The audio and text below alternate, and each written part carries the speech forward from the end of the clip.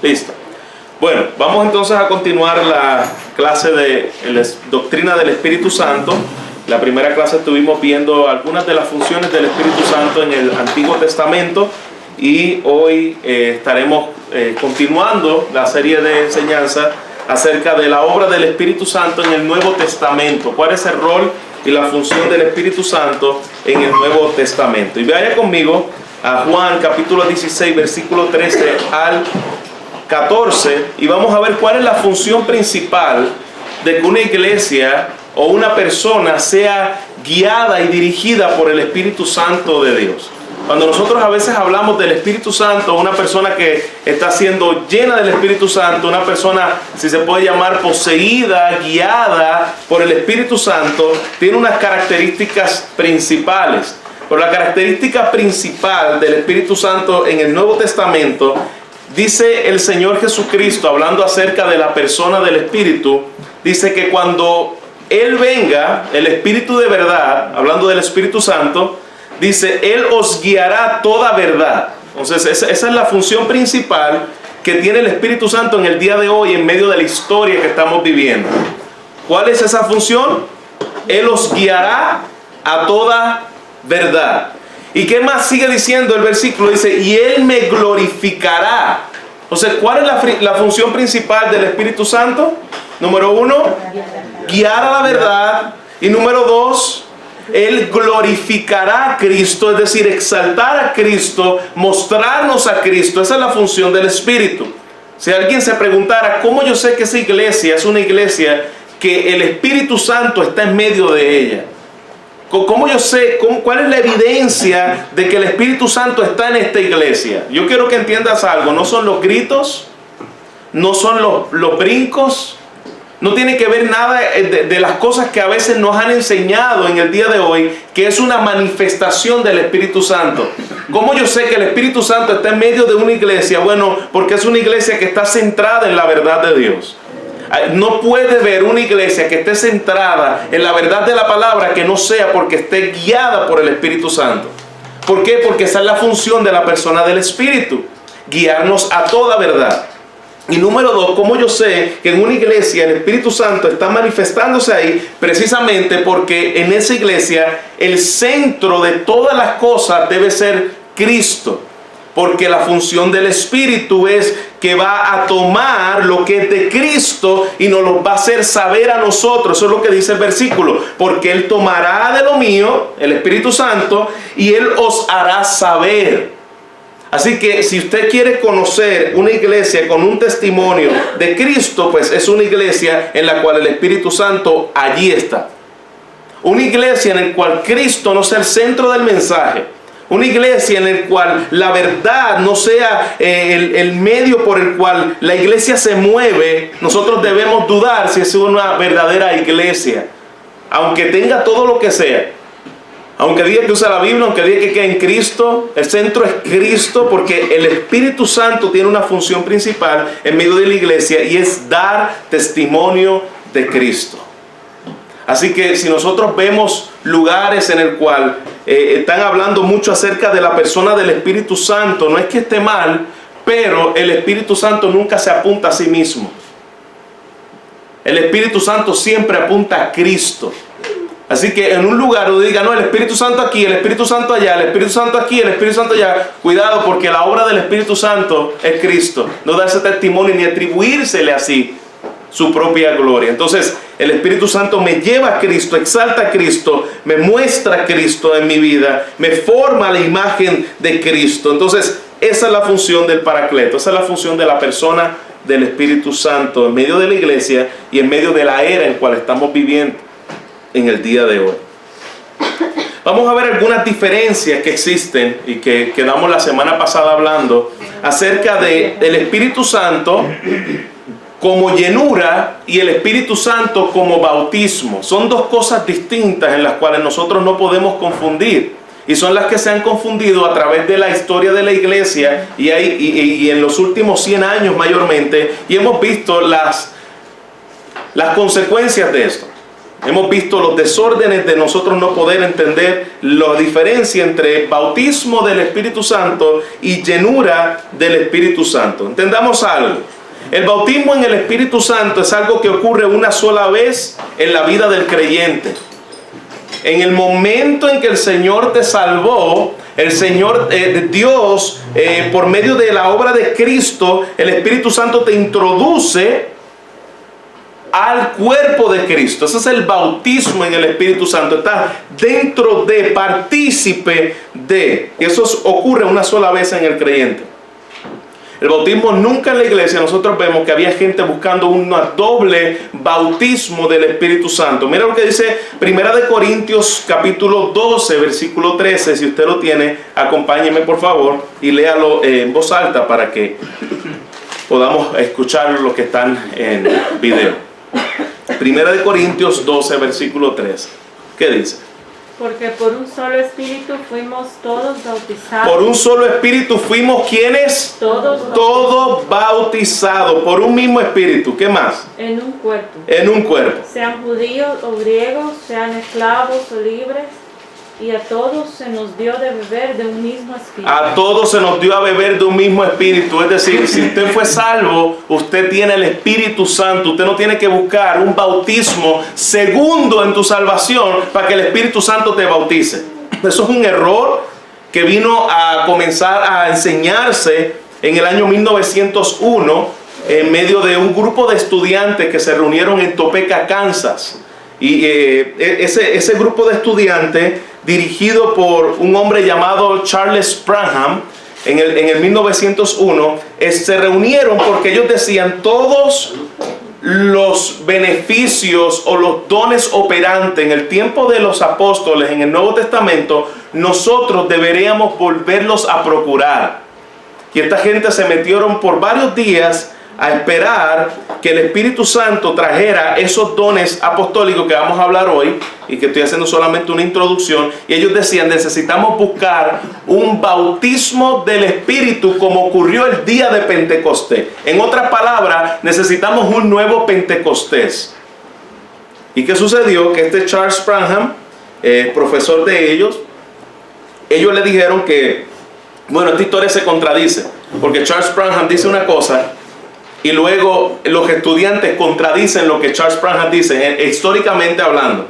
Así que este suceso de Topeka, Kansas, trae mucha duda de su credibilidad en muchas de las cosas que se dicen allí. Bueno, el asunto es que Charles Spranham dice que le puso las manos a ellos, y que en el momento en que les puso las manos, ellos pudieron recibir una segunda o un segundo Pentecostés en ese momento. Y en ese momento aparentemente dice que inmediatamente comenzaron a hablar en chino, comenzaron a hablar en árabe, comenzaron a hablar en francés, comenzaron a hablar en español. Entonces, y que el don de lengua manifiesto en lo que ocurrió en Pentecostés en el 1901 por medio de este grupo de estudiantes y por medio de este hombre llamado Charles Spranham, vuelven otra vez a levantarse o a resurgir lo que por casi 2000 años de historia había cesado. Eran los dones del Espíritu Santo y un nuevo Pentecostés. Entonces, en el año 1901 surge la brillante idea de estas personas de decir: necesitamos un nuevo bautismo del Espíritu Santo. Eso no existía a través de la historia de la iglesia, y se volvió desde hace 100 y pico de años atrás como una práctica en movimientos pentecostales. ¿Cómo se le llamó a ese movimiento? Se le llamó el movimiento apostólico de fe. En el año 1901 se llamó el movimiento apostólico de fe, dirigido por, como dije anteriormente, Charles Spranham. Entonces, ¿cuándo ocurre el bautismo en el Espíritu Santo en la vida de un creyente? En el momento de su nuevo nacimiento. 1 Corintios 12:3 nos lo deja saber claramente, que todos fuimos bautizados con un mismo espíritu. Es decir, usted no tiene que decir: yo necesito una segunda experiencia después de mi salvación. La Biblia nunca nos manda a buscar una segunda experiencia después de mi salvación. La Biblia nos dice que ya nosotros estamos suficientes con el Espíritu Santo en nuestras vidas y por la obra de Cristo. Entonces, el bautismo ocurre una vez, a diferencia de la llenura del Espíritu Santo, que es diferente. La llenura del Espíritu Santo es una experiencia repetitiva en la Biblia, y en Efesios capítulo 5 nosotros vemos que Pablo no solamente lo exhorta, sino que lo ordena. Él dice, sed llenos del Espíritu Santo. Y para nosotros ser llenos del Espíritu Santo es algo que ocurre de manera continua. Entonces ahí vemos la diferencia. El bautismo, ¿cuándo ocurre? La llenura del Espíritu en la vida del creyente, ¿cuándo ocurre? De forma continua en la vida del creyente. Y pastor, ¿y qué es la llenura del Espíritu Santo? Yo quiero que entiendan lo que no es, antes de que entendamos lo que es. Llenura del Espíritu Santo no es que tú tienes una cantidad más del Espíritu en ti. Por ejemplo, nosotros a veces pensamos, y a veces los que vienen de movimiento carismático pueden entender más esto por las veces que oraron por usted, diciéndole más del Espíritu en ti, más del Espíritu en ti. Ahí hay un gran error. El Espíritu Santo no es algo que tiene volumen. El Espíritu Santo es una ¿qué? Es una persona. Por lo tanto, usted no tiene más del Espíritu desde el día en que creyó hasta el día en que se muere.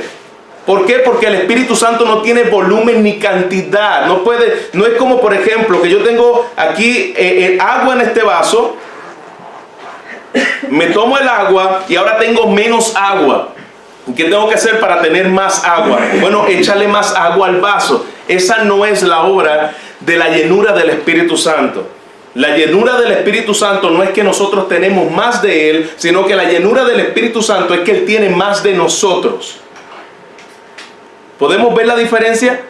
Por ejemplo, si yo tuviese un guante en mi mano y yo meto el guante en mi mano, ese guante está lleno ¿de qué? De mi mano. Es decir, quien controla el guante es mi mano, porque se llenó de mi mano. Eso es lo que quiere decir la llenura. Es un control de la obra del Espíritu Santo en nuestras vidas, tomando control, que valga la redundancia, de nuestras vidas.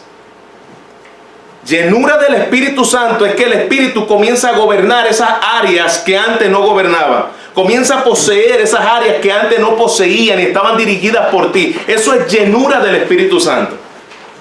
¿Y qué dice Pablo? Pablo dice, esa llenura ustedes tienen que procurarla todos los días. Nosotros tenemos que ser llenos del Espíritu Santo todos los días. Y más adelante vamos a ver cómo Pablo exhorta que nosotros nos llenemos del Espíritu Santo todos los días.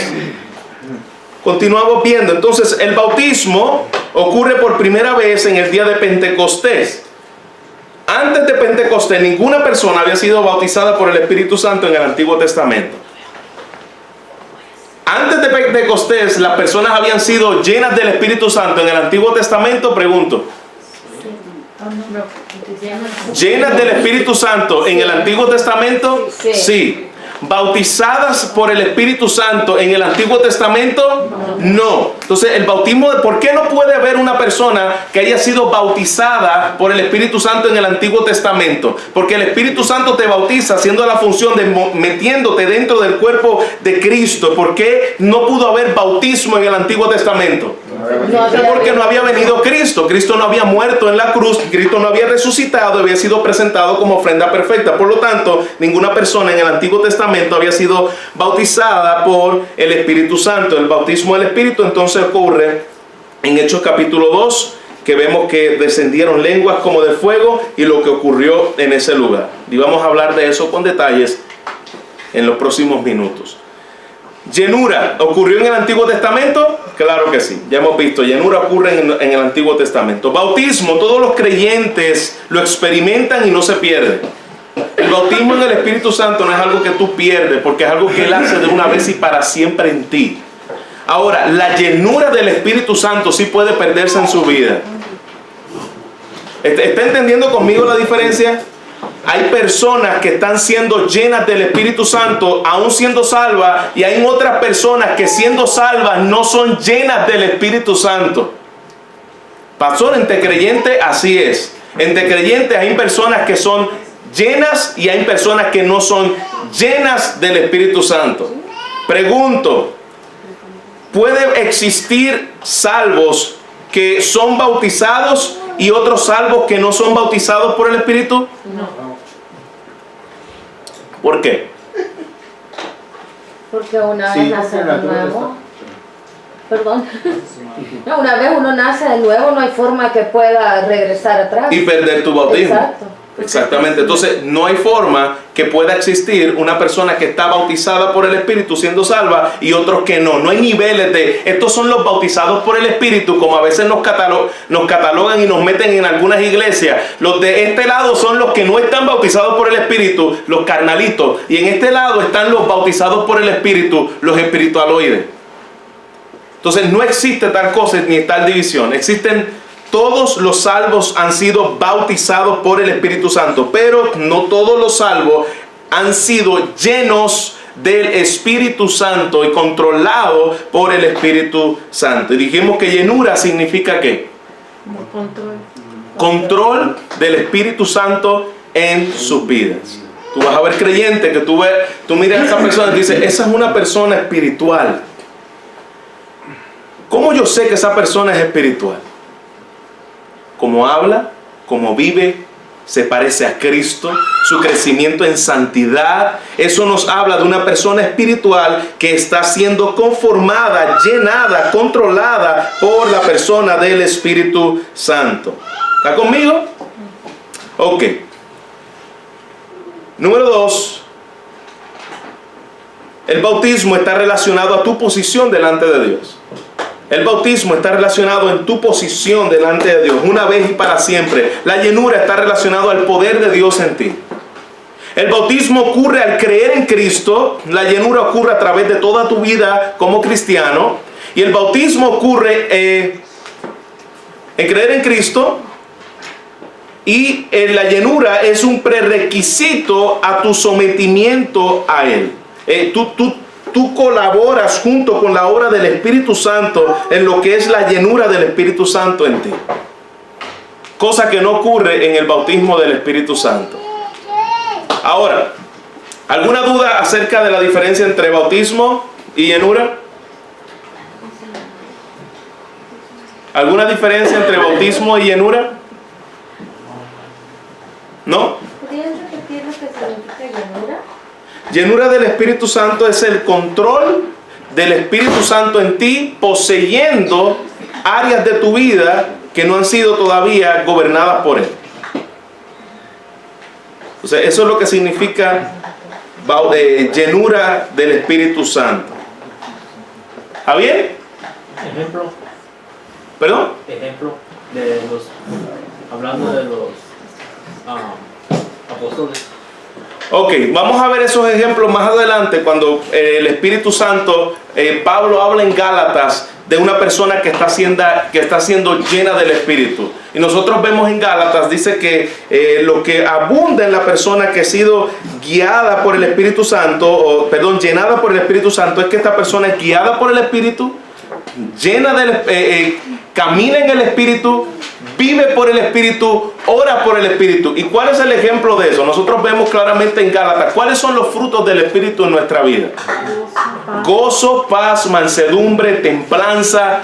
Entonces, una persona que está llena del Espíritu Santo es una persona que abunda en estos frutos que precisamente no son míos, son el fruto del Espíritu, es el fruto del Espíritu en la vida de la persona que está resurgiendo. Entonces, una persona que está siendo llena del Espíritu Santo es una persona que está reflejando estas características en sus vidas. ¿Está bien? Y vamos a ver más ejemplos más adelante. Ahora, la doctrina de los dones espirituales, como hemos dicho, es casi completamente o exclusivamente paulina. Es decir, quien habló de los dones del Espíritu en casi todo el Nuevo Testamento fue el apóstol Pablo. Solamente hay un versículo fuera del apóstol Pablo que habló de los dones del Espíritu que se encuentra en 1 de Pedro 4, versículo 10. Fuera de esta, no vemos más enseñanza acerca de los dones del Espíritu Santo. Así que es una doctrina paulina, es una doctrina que Pedro, como dice, solamente en un versículo habla acerca de los dones del Espíritu Santo. Y se enfatiza mucho en lo que es la doctrina enseñada por el apóstol Pablo. ¿Qué son los dones? Vamos a mirar entonces qué son los dones espirituales. Los dones son capacidades sobrenaturales que provienen de Dios. Es un regalo. La palabra don es un regalo. Entonces no proviene de mi habilidad, no proviene de mi carisma, no proviene de mis genes, sino que es algo que ha sido concedido por la gracia de Dios en nuestras vidas y que debe ser controlado por el Espíritu Santo. Se concede con el único propósito de servir a la iglesia de Jesucristo. Ahí entonces vemos la diferencia entre un don y un talento. Los dones son dados solo para la iglesia, a diferencia de un talento, que un talento puede ser dado a una persona que no necesariamente lo ministra en la iglesia. Por ejemplo, Michael Jordan tiene don o talento de Dios. Es un talento. ¿Por qué? Porque a mí no me edifica nada ver a Michael Jordan haciendo un fly, un donqueo, espiritualmente hablando. Puede decir, oh, tremendo, me encanta el básquetbol, pero hermano, yo no me parezco más a Cristo viendo básquetbol. Y no es que ver básquetbol es pecado, hermano, es bueno. Si quiere invitarme a un juego de los Utah Jazz, págame una taquilla y lléveme y vamos y nos gozamos, por favor. Pero Michael Jordan no tiene dones del Espíritu Santo porque no edifica la iglesia. Un don edifica la iglesia y es solamente establecido por medio de Jesucristo a través del Espíritu Santo para la iglesia de Él. Entonces los dones son ciertas capacidades otorgadas por la gracia, como ya hemos visto. El poder de Dios capacita a los creyentes en un servicio específico en medio del cuerpo de Cristo. Y el don espiritual no es pues lo que el hombre puede hacer bajo condiciones favorables, como vimos. No es que tus genes te ayudaron, no es que el medio ambiente te ayudaron, es algo que tú sabes de que sabes, que tú no lo tenías y que te fue dado por medio de la gracia de Dios en tu vida, porque Él te lo concedió. De otra forma, no había manera en que nosotros pudiéramos hacer lo que hacemos en medio de la iglesia. Es una obra del Espíritu, es una obra de la gracia soberana de Dios para bendición de su pueblo. Entonces, dice su palabra en 1 Corintios que cada uno, según el don que, 1 Pedro 4:10, cada uno según el don que ha recibido, ministrelo a otros como buenos administradores de la multiforme gracia de Dios. Entonces, todos los que han sido salvos y todos los que estamos aquí, si usted ha sido salvo, nos dice su palabra que Él te ha dado dones. Y los dones que Él te ha dado, ministralo a otros como un buen administrador de eso que Dios te dio. Si Dios te lo dio, tú debes procurar cómo yo administro esto que Dios me dio para la iglesia, porque todos tienen dones. No existe una persona que ha sido salva que diga, yo no tengo ningún don. Quizás no lo conozcas, pero Dios te ha dado dones. Pero a cada uno, dice Efesios, de nosotros le fue dado la gracia conforme a la medida del don de Cristo. Y todas estas cosas las hace un mismo espíritu, repartiendo a cada uno en particular como Él quiere. Es decir, esto no es del que quiere. Ay, es que yo quisiera ser predicador y pastor. Dios te dio el don. Porque no existen voluntarios. Es que si Dios te dio el don, Dios te dio el don de la enseñanza, Dios te dio el don de servicio, Dios ha repartido a cada uno en particular, no como yo quiero, sino como Él quiere. Entonces tenemos que encontrar el don que Dios quiere que yo sirva y que Él me dio. No es voluntario. No es un sorteo que dice, a ver, sorteo de dones, ¿cuál te gustan a ti? Ah, pues esos son los que te gustan a ti, esos son los que, entonces pídeselos al Señor. No, es un don, Él te lo dio por gracia, como Él quiere, conforme a su voluntad, no conforme a nuestra voluntad y nuestros deseos. ¿Estamos bien hasta aquí? ¿Sí? Vamos calentando motores. Ahora bien, hay diversidad de dones, dice su palabra, pero el Espíritu mismo es el Espíritu mismo, es un mismo Espíritu. Hay diversidad de ministerio, dice la palabra del Señor, pero el Señor es el mismo. Hay diversidad de operaciones, pero Dios hace todas las cosas, en todos es el mismo, es Dios. A cada uno le he dado la manifestación del Espíritu para provecho. ¿A quiénes? A cada uno le he dado la manifestación del Espíritu para provecho. Todos la tenemos si hemos nacido de nuevo. Porque a este es dada por el Espíritu palabra de sabiduría. Aquí estamos viendo diferentes dones. A otro le he dado palabra de ciencia según el mismo Espíritu. a otros fe por el mismo Espíritu, a otros dones de sanidades por el mismo Espíritu, a otros el hacer milagros, a otros profecía, a otros discernimiento de espíritu, a otros diversos géneros de lenguas y a otra interpretación de lenguas.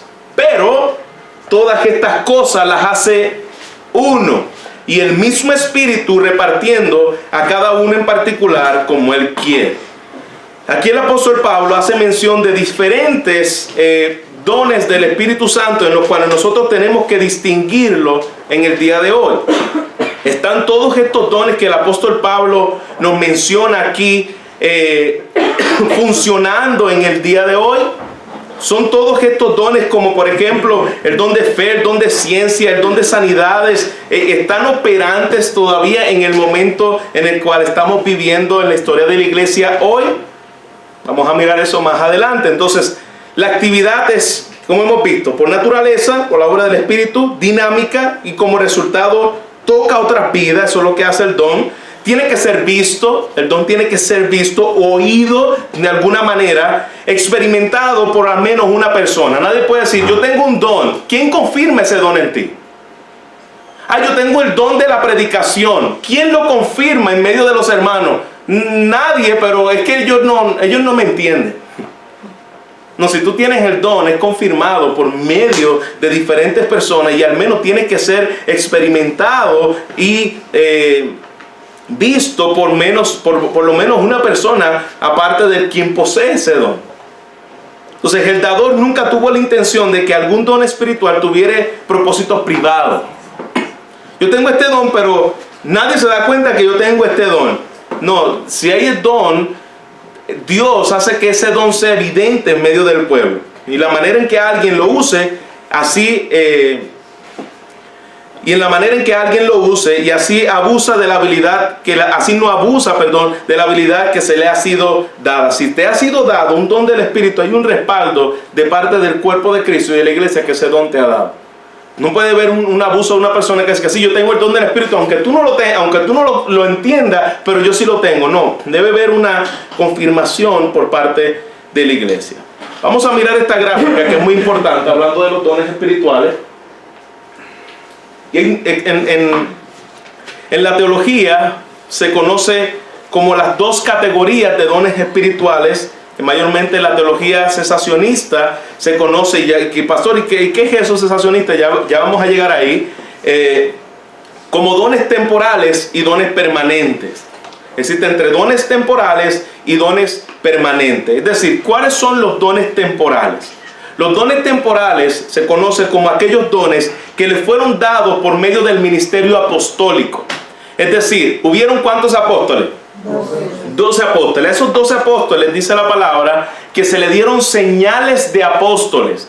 Y por medio de esas señales de apóstoles, ellos ejercían una autoridad que ninguna otra persona podía ejercer. Por ejemplo, fuera de los 12 apóstoles, aparte de la encomienda de los 70 que Jesús le dio a los 70 para sanar enfermos y echar fuera demonios, fuera de ahí nadie tenía autoridad que tenían los apóstoles para ejercer los milagros y los prodigios y las sanidades que ellos hacían. Por ejemplo, ni Esteban lo podía hacer, ni ninguno de los otros hombres en la Biblia nosotros vemos, fuera de los apóstoles, que ejercían estas señales, prodigios y milagros como ellos lo hacían. ¿Por qué? Porque la palabra del Señor dice que eran señales de apóstoles. Y los apóstoles los caracterizaban porque Dios, por medio de Cristo, le dejó la encomienda a ellos y le dio la transferencia para inaugurar el reino de Dios a estos 12 hombres. Entonces estos 12 hombres tenían esas señales y ya lo vamos a ver donde la palabra nos muestra que eran a esos 12 hombres que tenían estas señales y fuera de ahí ninguno de estos hombres tenían esas señales. A estas señales de apóstoles se le conocen como dones ordinarios o dones temporales. Dones ordinarios o dones temporales dones extraordinarios o dones temporales. Y a los que podían ejercer diferentes tipos de función en sus dones que no eran los apóstoles, eso se le conoce como dones permanentes o dones ordinarios. dones que permanecen en el día de hoy y dones ordinarios, que es decir, no tiene que ver nada con señal de revelación, señal de milagros, señal de prodigio y señal de sanidades como lo tenían estos hombres. ¿Y cuáles se le conocen entonces como los dones temporales? Los dones temporales está el don de sabiduría, y ya vamos a mirar con detalle cada uno de estos dones: el don de ciencia, el don de sanidad, el don de milagros, don de profecía, el don de apóstol y el don de discernimiento de espíritu, el don de lenguas y el don de interpretación de lenguas.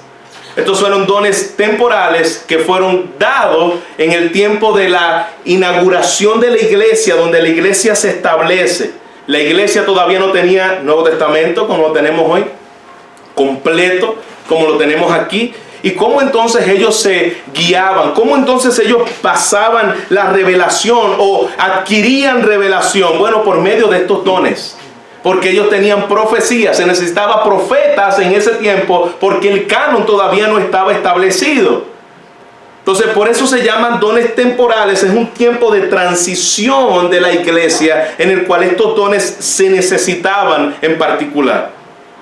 Y los dones permanentes son dones en los cuales que estuvieron en el tiempo de los apóstoles y que siguen hasta el día de hoy, porque no tienen revelación.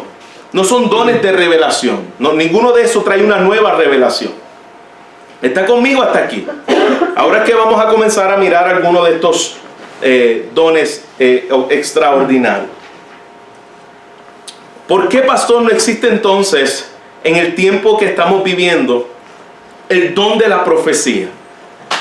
¿Por qué no existe el don de la profecía en el tiempo que estamos viviendo? ¿Y por qué existió el don de la profecía en el tiempo en el cual el apóstol Pablo y la iglesia estaba inaugurándose? ¿Por qué? Bueno, precisamente miremos lo que era el don de profecía. El don de profecía, la palabra griega traducido como profetizar o profecía, en ambos pasajes significa hablar o declarar la voluntad de Dios. Eso era la profecía. Tú hablabas por la boca de Dios. Dios te tomaba por medio de su Espíritu Santo como un instrumento para ser el vocero de Dios. Eso hacían los profetas. Así dice el Señor. Y los profetas hablaban. Ahora, declaraban la voluntad de Dios. Y para interpretar los propósitos de Dios. El profeta no solamente hablaba la voluntad de Dios, el profeta interpretaba los propósitos de Dios y para hacer saber de cualquier manera la verdad de Dios que estaba designada para influir en medio de la gente y en medio de la iglesia.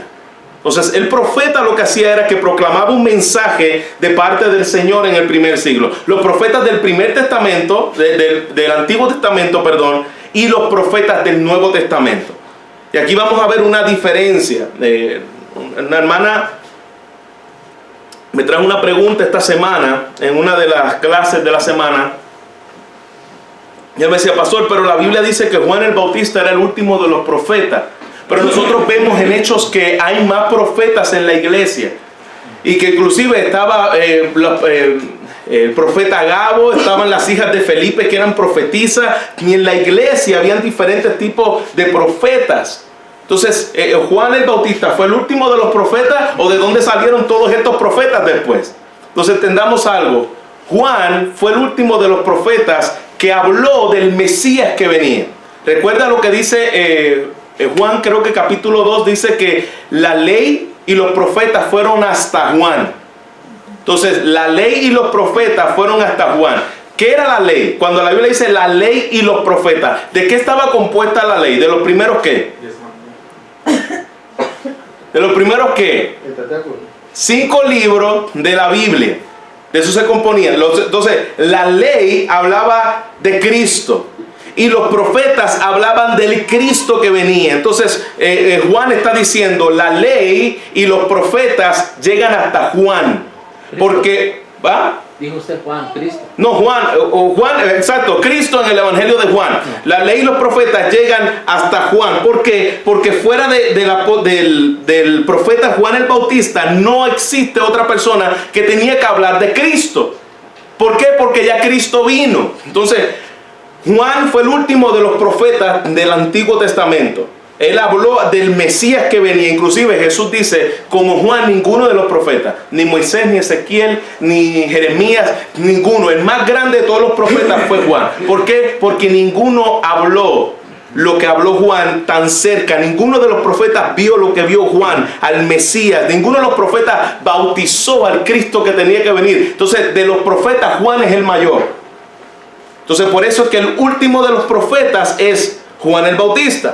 Ahora bien, si alguien le dice, bueno, y entonces quiere decir que después de Juan el Bautista pueden existir diferentes profetas también. Estos profetas no hablaban de un Mesías que venía, estos profetas hablaban de la revelación que el Espíritu Santo estaba trayendo a la iglesia en un proceso de transición a la iglesia.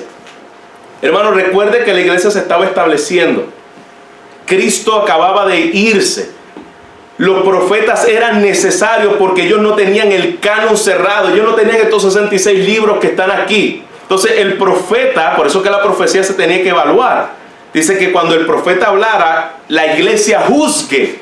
¿Y cómo iba a juzgar? Bueno, juzgaba conforme a las escrituras que ya tenían y conforme a lo que las cartas apostólicas ya habían sido aceptadas como parte de la inspiración del Espíritu Santo.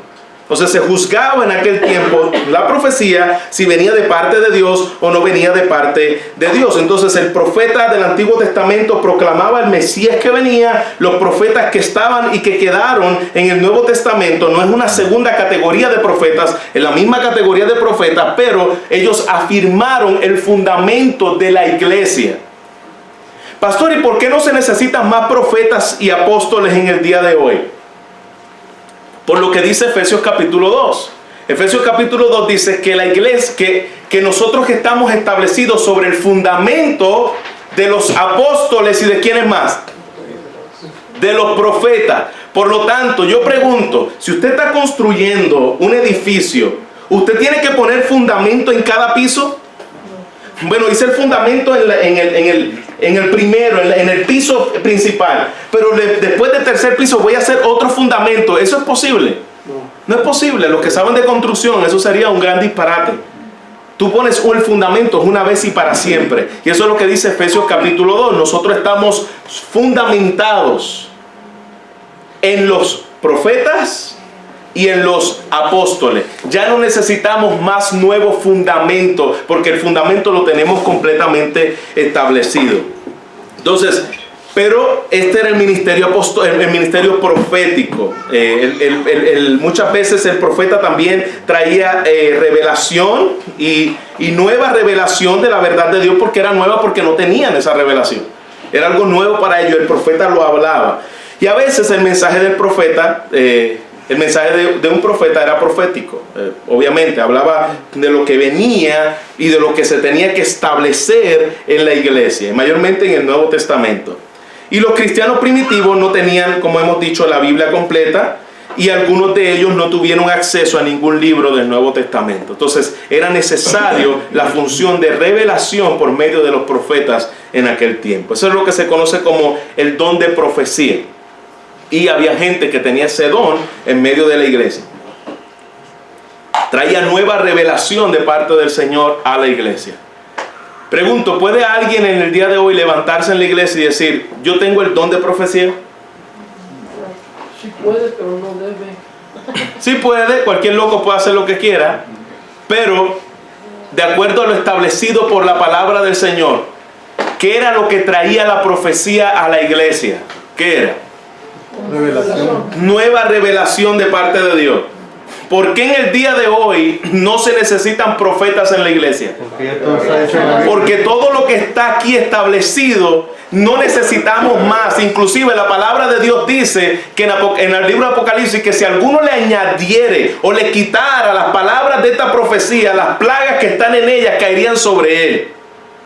Entonces, de manera que si nosotros tenemos hoy la palabra profética más segura, como decía Pedro, que alumbra como una antorcha, nosotros no tenemos necesidad de que alguien se levante diciendo, yo tengo una nueva revelación de parte de Dios. ¿Por qué? Porque toda la revelación aquí está. Así que nadie se puede decir en el día de hoy, así dice el Señor, sin tener capítulo y versículo. Si alguien le dice a usted, así dice el Señor, dígale, deme capítulo y deme versículo. porque yo no acepto, así dice el Señor, sin capítulos ni versículos. Así dice el Señor, es lo que dijo la palabra del Señor. Fuera de ahí, pastor, pero es que si lo que te dice está en la Biblia, pues si lo que te dice está en la Biblia, ¿para qué no me lo dice de parte de la Biblia? Más o menos que no sepa leer y Dios le haya dado un don sobrenatural, que se memorizó los versículos y los capítulos y se lo está diciendo así, pero yo nunca he visto ningún tipo de fenómeno como ese. Entonces, si todo lo que yo necesito para ser edificado, consolado, redarguido, todo lo que yo necesito está aquí en la Biblia, ¿usted cree eso? ¿Usted cree que todo lo que yo necesito para mi consolación, para mi fortaleza, para mi edificación, para yo parecerme más a Cristo y caminar en perfección está aquí? ¿Usted lo cree? Entonces, ¿para qué necesitas un profeta en el día de hoy? ¿O para qué se necesita un profeta en la iglesia en el día de hoy? ¿Para decirte el futuro? No. La Biblia habla acerca de los adivinos y la Biblia condena la práctica de los adivinos. Mira, yo conozco muchas personas que le encanta, familiares cercanos míos, que le encanta estar brincando de iglesia en iglesia para que el profeta le adivine y le diga el futuro. Y viene el profeta a predicar hoy y ya está diciendo, ay, ¿qué me va a decir? ¿Qué me va a decir? ¿Tú quieres que Dios te hable? Abre la Biblia. Abre la palabra del Señor. Y no esté esperando que el supuesto pseudoprofeta venga a decirte el futuro a ti. Déjale eso a Walter Mercado, a Anita Cassandra. La palabra del Señor es suficiente para los cristianos. Amén. Amén. Bueno, existen en la actualidad profetas. Yo creo que ya lo contesté con ese extra que les di. Los profetas del Nuevo Testamento suplieron la creencia, es decir, lo que creían, proclamando el mensaje de Dios a las personas que no tenían acceso de otro modo. Esa era la función del profeta en el Antiguo y en el Nuevo Testamento. Y el último libro del Nuevo Testamento, que es Apocalipsis, no fue completado sin que hasta el finales a finales del primer siglo, tal vez como en el año 60 más o menos del primer siglo, termina el libro de Apocalipsis, de la revelación de Juan. Y así que el Señor envió a los profetas a su pueblo para proclamar la palabra de Dios. Eso fue la última revelación de la profecía que fue dada. ¿Cuál fue? Apocalipsis. ¿Y quién llevó esa revelación de Apocalipsis? Juan. ¿Y quién era Juan? Un apóstol. Un apóstol. Tenía señal de apóstol. Si el propósito de un profeta era revelar la verdad de Dios, ¿por qué necesitaremos profetas en el día de hoy? Si ya la tenemos completa, la revelación en la Biblia, y si los profetas fueron el fundamento de la iglesia primitiva, ¿todavía estamos construyendo fundamentos en el día de hoy? La iglesia está construyendo fundamentos en el día de hoy. Si es así, estaríamos graves, hermano. Porque en 2000 años nunca se ha puesto el fundamento. ¿Será eso correcto? Absolutamente no. Entonces no estamos construyendo fundamentos en el día de hoy. ¿Puede Dios darle a alguien un mensaje para otra persona? Pregunto esto y se lo pregunto sinceramente. ¿Dios te puede usar a ti para traerle un mensaje de advertencia, de consuelo, de edificación a otra persona? Sí. Pregunto, ¿eso es profecía? No. Así que no confundamos. El Espíritu Santo soberanamente te puede usar como Él quiere. Y yo puedo estar hablando con una persona y esa persona está siendo ministrada por medio del Espíritu Santo, y Dios traer una palabra de consejo, una palabra de guianza, una palabra de exhortación, una palabra de confrontación, y eso no quiere decir que usted es un profeta. Y Dios lo ha hecho muchas veces conmigo. Dios ha usado mucha gente a través de los años para traer consejos específicos a mi vida, en áreas específicas en mi vida. ¿Quiere decir que esa persona es un profeta? Absolutamente no. ¿Quiere decir que está ejerciendo el don de profecía? No. Bueno, si le quieres llamar a eso el don de profecía en el día de hoy, está bien, es cuestión de semántica, pero no es lo que representaba en el Antiguo Testamento. Y si no es lo que representaba en el Antiguo Testamento, no podemos llamarle que es profecía.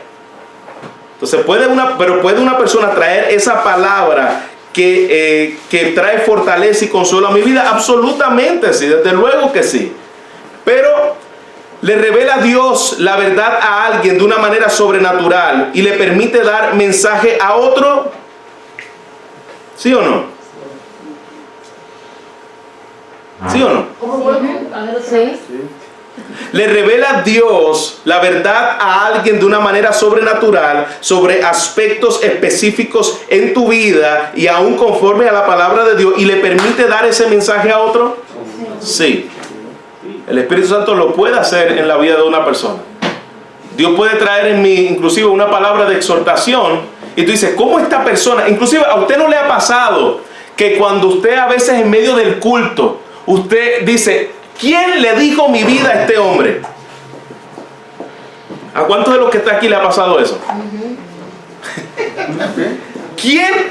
Inclusive a veces cuando nuestro esposo es creyente y nuestra esposa no lo es, o viceversa, y lo invitamos a la iglesia, están sentados en la iglesia diciendo, oye, esta mujer le dijo toda mi vida a este hombre. ¿Quiere decir que esa persona es un profeta? No, está Dios utilizando los diferentes medios para traer una palabra sobrenatural a tu vida. ¿Por qué sobrenatural? Porque tú sabes que nadie se lo dijo a esa persona. Pero tiene que ser palabra de la Biblia o fuera de la Biblia, de la palabra que está escrita. Bueno, para exhortar, para consejo. Cuando hay exhortación, cuando hay una exhortación de parte de la palabra del Señor, Dios la puede utilizar, pero el Espíritu Santo puede usar diferentes medios. Por ejemplo, cuando alguien está diciendo una confrontación en medio de un pasaje bíblico o en medio de lo que se está hablando y está diciendo cosas de áreas de tu vida que tú sabes que son para ti en particular, no necesariamente está un versículo que está diciendo esto es esto, pero Dios utiliza eso por medio de su Espíritu para traer convicción a tu vida y volverte a su palabra. Pero eso no es profecía. Eso no es profecía. Sí está. 1 Corintios 14:3 dice, pero el que profetiza habla a los hombres para edificación, exhortación y consolación. Exacto. O sea, sí está escrito. Y la cosa es que como Pablo está exigiendo que ya como cristianos hablen de la muerte de Jesucristo y del reino que viene y de la ira de Dios contra los hombres. Sí, pero vamos a explicar lo que cuando lleguemos a Corintios y estudiemos ese versículo ahora que vamos a entrar ahí, vamos a ver que en ese tiempo todavía sí existían profetas en medio de la iglesia. Pero la exigencia de él era esa. Y Pablo está diciendo, el que profetice lo haga de esta forma. ¿Por qué? Porque todavía habían profetas. En el día de hoy nosotros no podemos decir, y el que profetice hazlo de esta forma, porque ya nosotros tenemos la palabra del Señor. Entonces, pero sí, la profecía, si nosotros podríamos decir en el día de hoy, si podríamos llamarla, aunque no es el don, pero si alguien quisiera decir, ¿y cómo es en el día de hoy? Por medio de la palabra. Entonces, la palabra del Señor, ¿cómo dice ese versículo otra vez? Ahí va de nuevo. Dice, pero el que profetiza, hable a los hombres. Habla a los hombres. Para edificación. Eso es lo que debe traer. ¿Cómo en el día de hoy se da eso en la iglesia? Para edificación, exhortación y consolación. Entonces, ahora tú no necesitas que un profeta venga a ti para que te exhorte, te consuele y te edifique. ¿Está conmigo? Pues está en la Biblia. Está en la palabra del Señor. En aquel tiempo sí habían profetas en medio de la iglesia que se necesitaba y traía testimonio que era un profeta genuino de Dios, porque estas cosas que están hablando ahí eran evidentes en medio de la iglesia. Entonces, eso es lo que era el propósito del profeta. Como hemos dicho, revelar la verdad de Dios para el pueblo. En el tiempo de hoy, si se puede llamar, y como dije, no es así, puede ser en el día de hoy, puede ser un pastor, pero un pastor no es un profeta. Hay una distinción entre pastor y profeta, pero un pastor sí puede decir que en el tiempo de hoy está ejerciendo un rol profético porque está hablando la palabra de Dios, y que aquel que habla la palabra de Dios dirigida a la audiencia, entonces era la función de lo que hacían los profetas cuando esto no existían. Ellos hablaban la palabra de Dios. Ahora,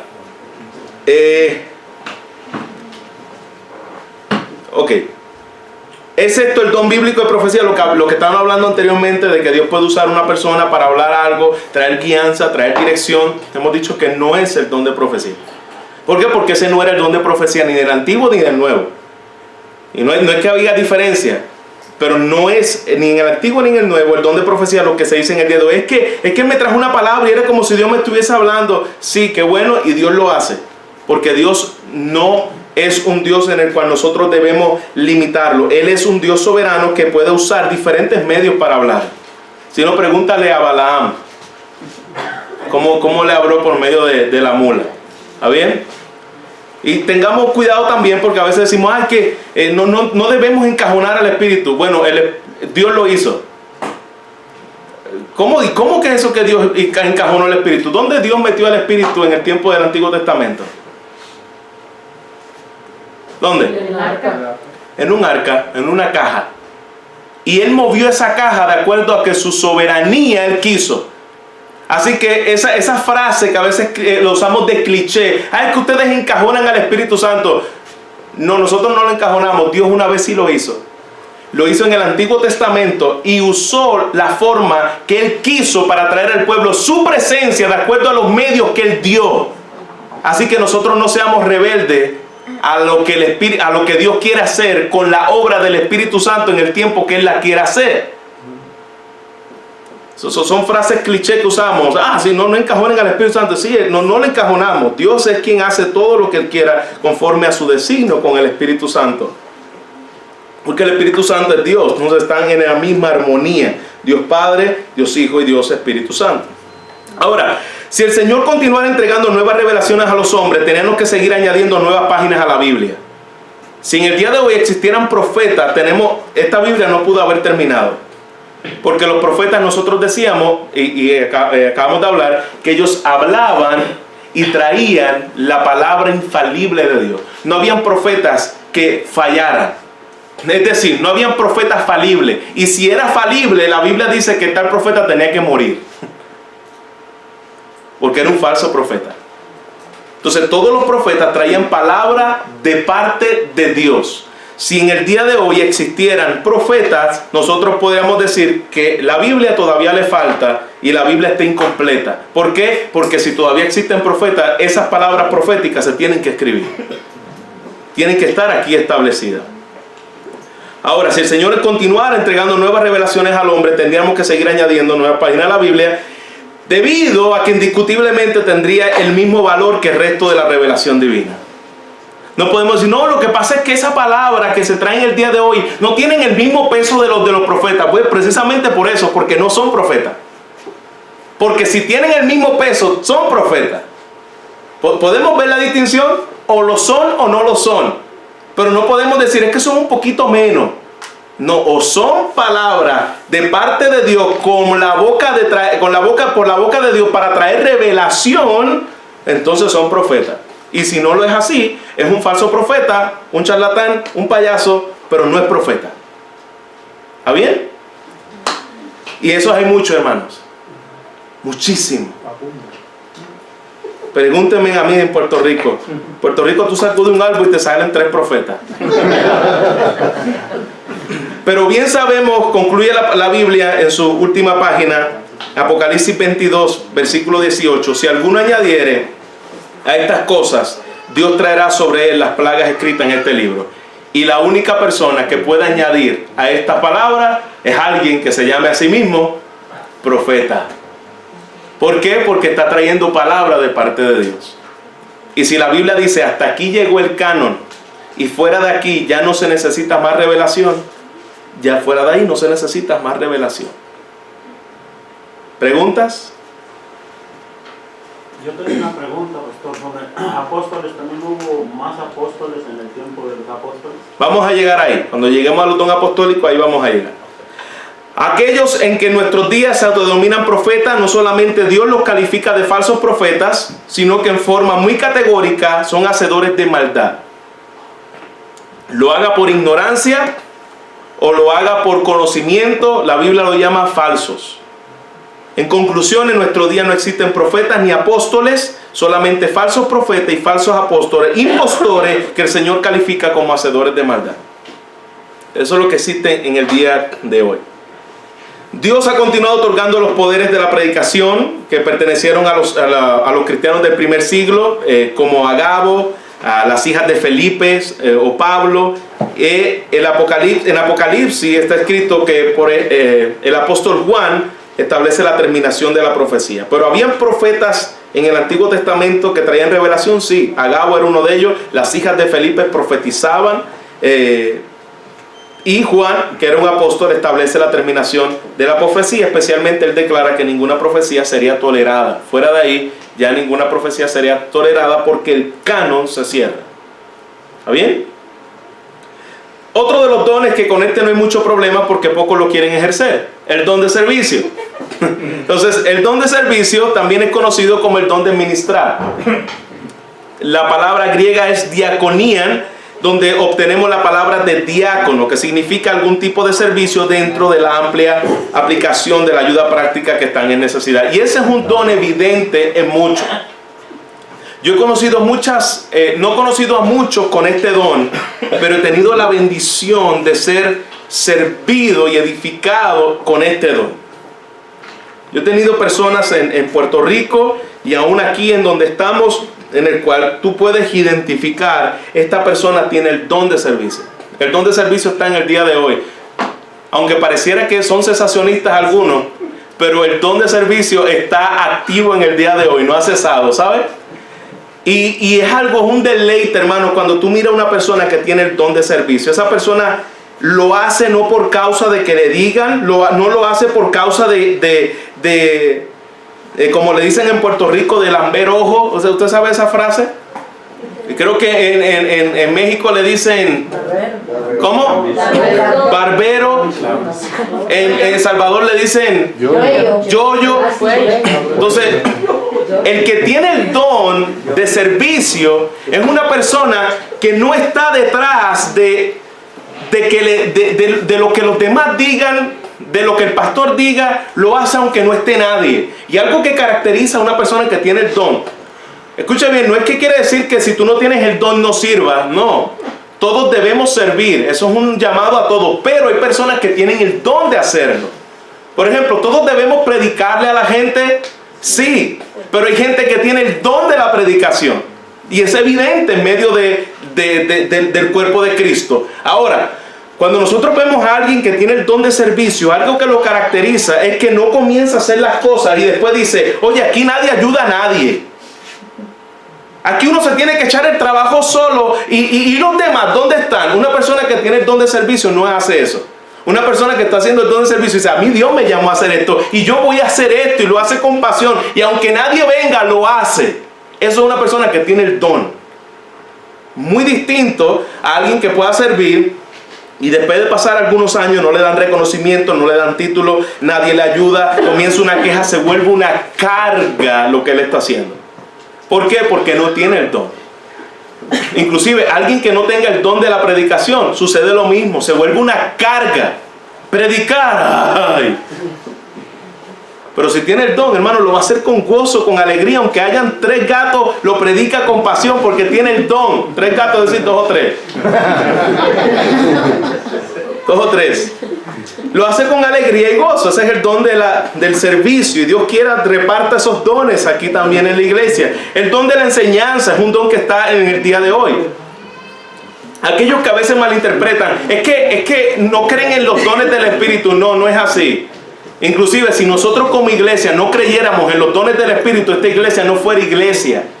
Porque todos los ministerios deben dirigirse por medio de dones del Espíritu. Lo que nosotros no creemos es que en algunos dones que se llaman los dones apostólicos, que en el día de hoy no están en función. ¿Por qué? Porque los apóstoles no están en función. ¿Por qué? Porque se murieron hace muchos años. ¿Y cuántos eran? 12. ¿Y cuántos dicen en Apocalipsis cuántos tronos habían de los 12 apóstoles? 12. Por lo tanto, en el momento en que murió el último de los apóstoles, estos dones cesaron con ellos, los dones de apostólicos, que son señales de apóstoles que vamos a mostrarlas más adelante. Entonces, a mí se me está haciendo ya tarde.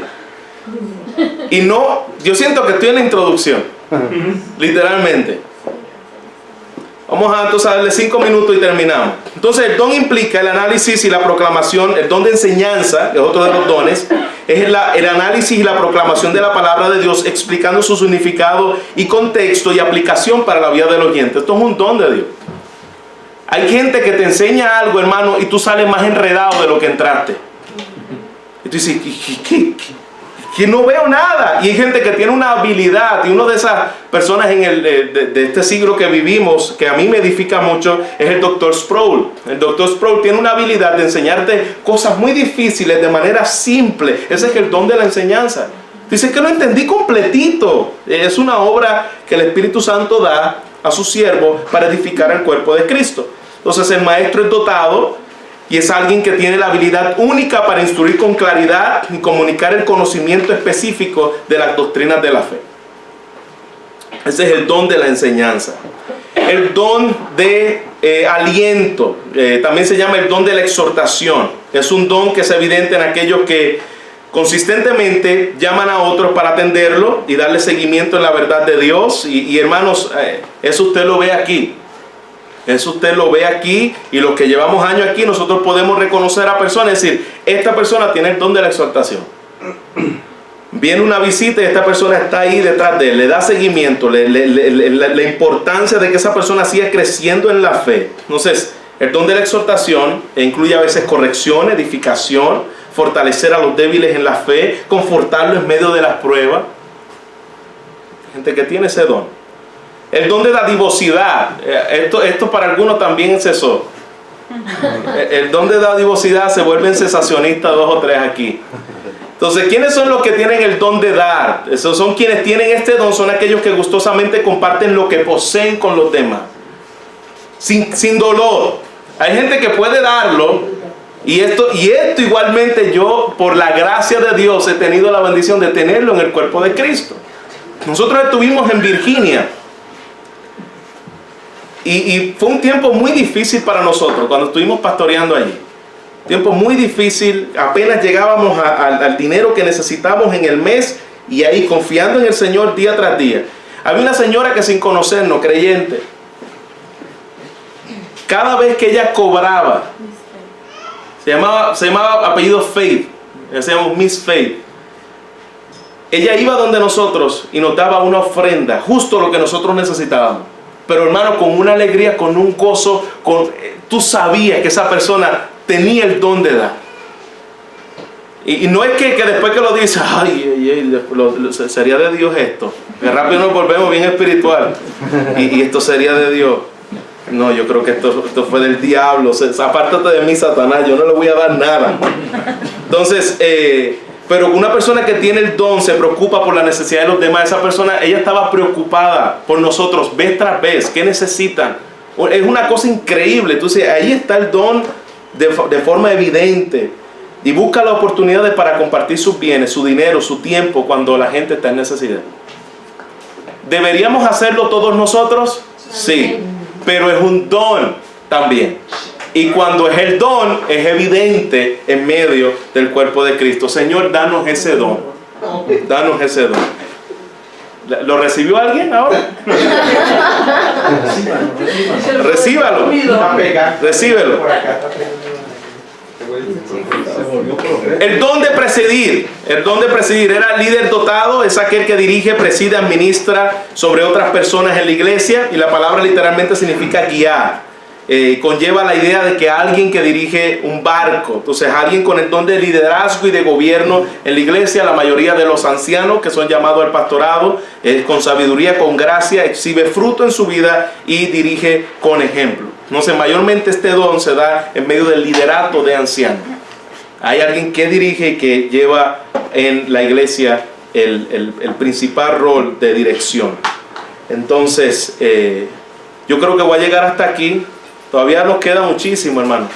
Nos queda tocar lo que es el don de lenguas, nos queda tocar lo que es el don de milagros, el don de sanidad, que yo sé que ustedes tienen muchas interrogantes acerca de estos dones, cómo se llevan a cabo, que si está operando en el día de hoy, pues entonces vamos a tener que seguir dejándolo para el próximo viernes, porque se nos fue la clase hace rato aquí. Así que el próximo viernes estaremos tocando entonces los demás dones que nos quedamos en el día de hoy. ¿Preguntas, dudas? Entonces, los mormones que tienen sus 12 apóstoles, ¿cómo se les puede llamar eso? ¿De dónde van a sacar? Falso. Los 12 apóstoles, la Biblia le llama falso. Se murió uno y agarraron uno más. Falsos. Quiero buscarle donde la palabra del Señor nos muestra claramente acerca de los dones de señales de apóstol. Y antes de que se vaya, yo quisiera que ustedes pudieran verlo. Vaya conmigo. Antes de que irnos, porque dice, pastor, es que yo no entendí bien cómo que los apóstoles solo tenían esos dones. ¿Cuál es el versículo? Vaya a Hechos.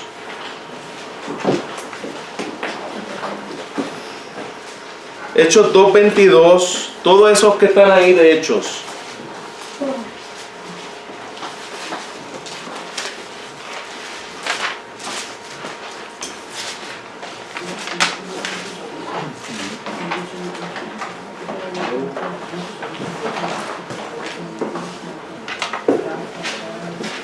Hablando de Jesús, acerca de estas señales que tenía Jesús, que eran señales específicamente mostradas por Jesucristo, fuera de Jesús nadie lo podía hacer, son las mismas que después los apóstoles tienen, son señales especiales. En este versículo en particular, en Hechos 2:22, hablando de Jesús, dice: varones israelitas, oíd esta palabra, Jesús Nazareno, varón aprobado por Dios entre vosotros, con las maravillas, prodigios y señales que Dios hizo entre vosotros por medio de él, como vosotros sabéis. Entonces, esto caracterizó el ministerio de Jesús. Luego él transfiere esto y ahí mismo en el capítulo 5, versículo 12, y si alguno tiene otros más, de los que están aquí, leámoslos rapidito.